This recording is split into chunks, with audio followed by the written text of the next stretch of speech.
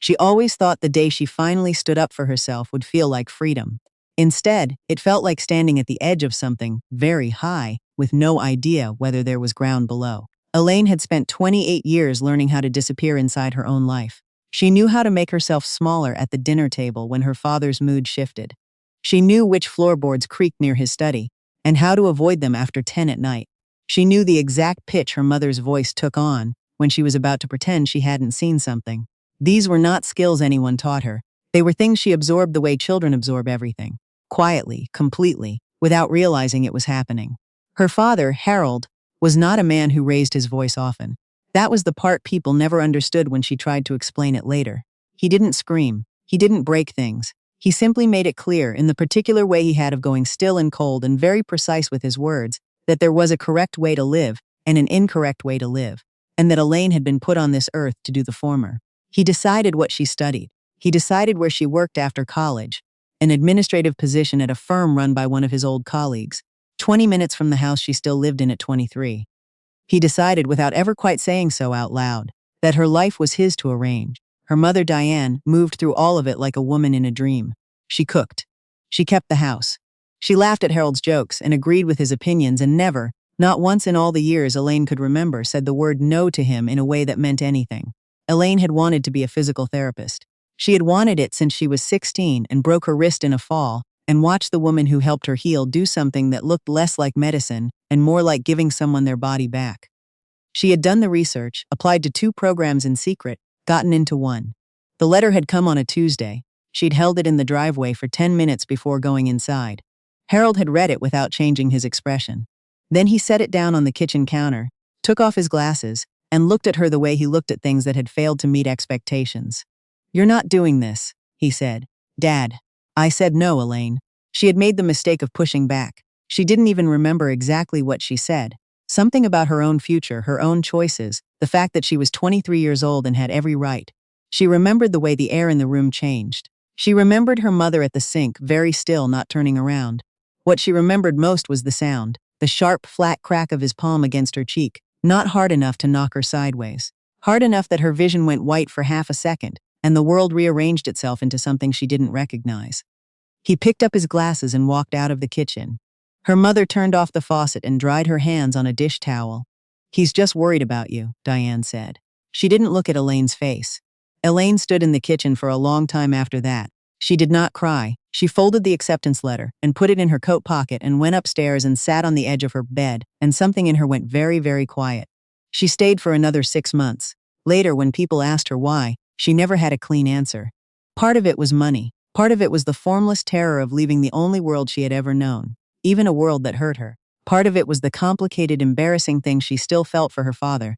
Not love exactly, but the echo of love, the memory of wanting it so badly she had spent decades trying to earn it. She met Griffin through work. He was easy to like. He was warm and laughing, and he looked at her like she was something worth looking at, which was a feeling she had not had in a very long time.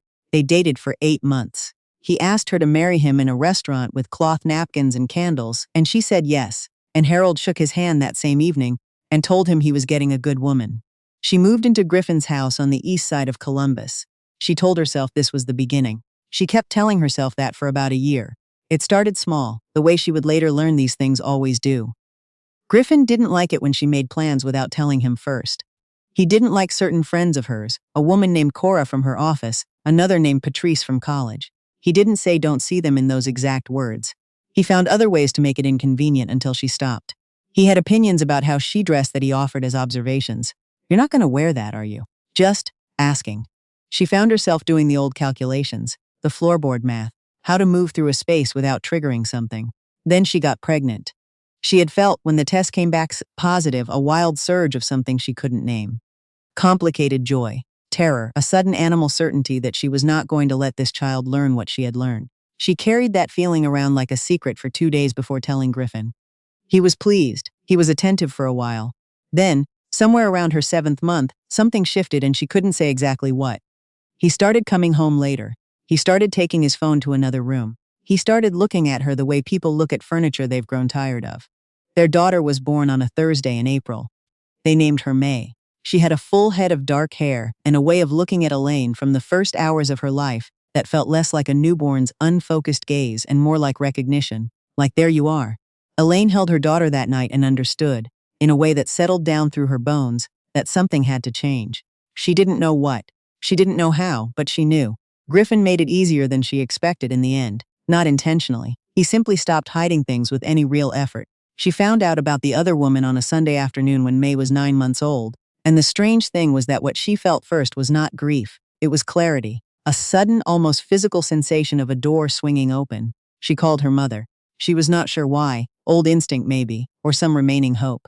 Every marriage has problems, Diane said. You have a baby to think about now. Elaine sat in the parking lot of a CVS with May in the back seat and looked at her own reflection in the rearview mirror for a long moment. Okay, she said, and she hung up. She called a lawyer the following week. She had been quietly setting money aside for 4 months. Small amounts routed through an account Griffin didn't know about. A thing she had started doing with no conscious plan, as though some part of her had known before the rest of her caught up. The lawyer, a matter-of-fact woman named Rochelle, looked over what Elaine had and told her she had more to work with than she thought. The divorce took 11 months. Griffin was difficult in the way that certain men are difficult when they realize they are losing something. Not because they wanted it, but because it was supposed to be theirs. He argued about custody. He argued about the house. He showed up at her mother's one evening, when Elaine was there picking up May, and he said things in the driveway that Harold listened to from the front steps, with his arms crossed and his face unreadable. Elaine stood between them and felt, for the first time, completely alone, in a way that had nothing frightening in it. She had been surrounded by people her entire life and been lonely. This was different. This was the particular solitude that comes right before you start building something. She got an apartment on the 3rd floor of a building with a courtyard. May had a yellow room. Elaine found a part-time administrative job and enrolled, finally, in a physical therapy assistant program at Columbus State. She was 31 years old and sitting in a classroom with people 8 years younger, and she did not care even a little. She was good at it. That was the thing nobody had ever told her, that she was allowed to be good at things. Her clinical supervisor, a steady-voiced man named Douglas, told her in her 3rd week that she had a natural ability with patients. She held on to that sentence for days afterward, taking it out and examining it the way you examine something you're not sure is real. Her father called her once during this period. He wanted to know when she was going to stop this and come back to living sensibly. She listened to him for a while. Then she said, "I'm going to go now, Dad," and ended the call. Her hands were shaking when she set the phone down. She made herself a cup of tea and sat in her kitchen with May toddling around the living room, and the shaking stopped. She did not cut Harold off. That was the part that was hard to explain to people, the part that didn't make a neat story. She let him see May, supervised, because May was his grandchild and Elaine was not going to make her daughter pay for his sins. But she stopped performing for him. She stopped waiting for the apology that was never coming. She stopped needing it. That was not a single moment.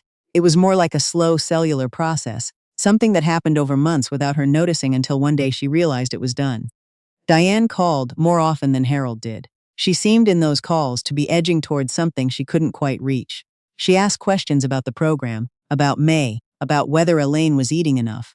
Once, very quickly, as though she needed to say it before she changed her mind, she said, "I'm sorry I didn't do better when you were growing up." She didn't say more than that, and Elaine didn't push her. But she held it. It was something. She graduated from the program on a Saturday in May. May was 2.5 and sat in the audience with Diane and made it through most of the ceremony before requiring strategic distraction with animal crackers. Elaine walked across the stage and shook hands with the program director, and thought about the girl who had stood in a driveway holding an acceptance letter and spent 10 minutes trying to work up the courage to walk inside. She felt something toward that girl. Tenderness, mostly. She got a position at a rehabilitation clinic on the north side of the city. The work was exactly what she had imagined at 16. Methodical and patient and full of small victories, a woman relearning how to grip a fork, an elderly man taking his first steps after a hip replacement, the private dignity of watching someone reclaim what had been taken from them by time or injury or bad luck. She was happy. That was the plain truth of it. Not wildly, dramatically happy, just steady and present and quietly glad to be where she was, doing what she was doing, going home at the end of the day to a daughter who ran to meet her at the door. There was a man. She did not go looking for one. He was the brother of a patient she worked with for several months, a woman named Cecily who was recovering from a spinal injury. His name was Warren, and he was there most days at his sister's appointments, working quietly on a laptop in the waiting area. He was reserved in a way that felt earned rather than closed off. He asked her one afternoon, very simply, whether she would like to get coffee. Not dinner, coffee. She said yes, and then spent 20 minutes second-guessing it.